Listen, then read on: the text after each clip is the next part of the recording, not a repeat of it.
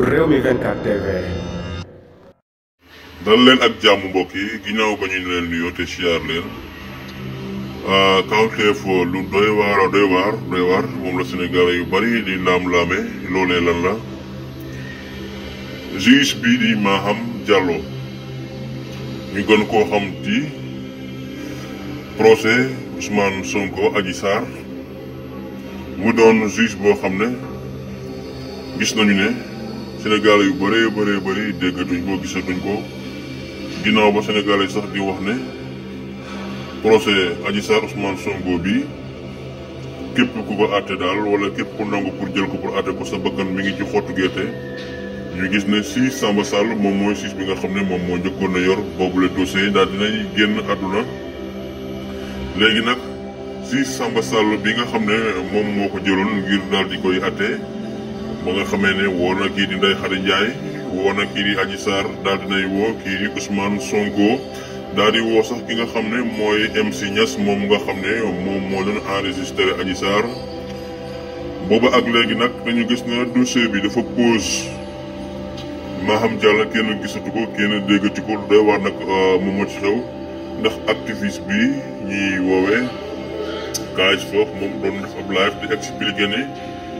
kii di Maham Diallo maanaam dañu ko kidnappé kenn mënu ko gis jamono yi lan moo waral ñuy kidnappé kii di Maham Diallo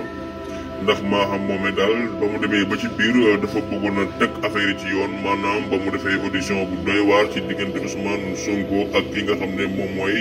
Adji Sarr seen jàmmaarloo boobu Maham moom daal ba mu xëyee dafa naroon na jël dossier bi daal di koy def li nga xam ne moom mooy ci yoon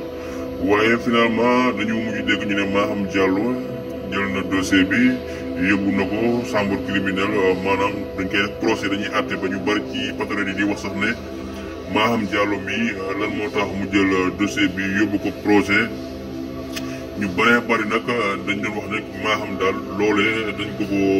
forcé ngir mu def ko waaye moom naru woon a def loolu ba ñu ngi wax na sax ak jàppante gu métti daal dina ci am ndax Maham Diallo moom dafa pare woon bañu ci woon sax ngir def li nga xam ne mooy ab conférence de presse ngir mën a wax ak askanu Sénégal waaye dañ koo xamal ne ko loolu du fi amee kon ñu bari ca Sénégal yi ña ngay wax ne Maham Diallo daal jamono yi kenn mënatu ko gis fenn am na ñuy wax sax ne Maham dafa génn Sénégal moo nga Canada tëdd ñii di wax ne Maham dañ ko kidnappé kon Maham Diallo moom nga xam ne moom moo yoroon juge moom moo yoroon dossier Adji Sarr Ousmane Sonko boobu ba mu renvoyé ba mu jëlee dossier bi daal di koy yóbbu fi nga xam ne mooy chambre criminelle maanaam yóbbu ko procès boobu lañ ko gëj a gis boobu lañ ko gëj a dégg ñu bari ci Sénégal yi nag ña ngay wax ne Maham dañ ko kidnappé yaa ngi def ko kii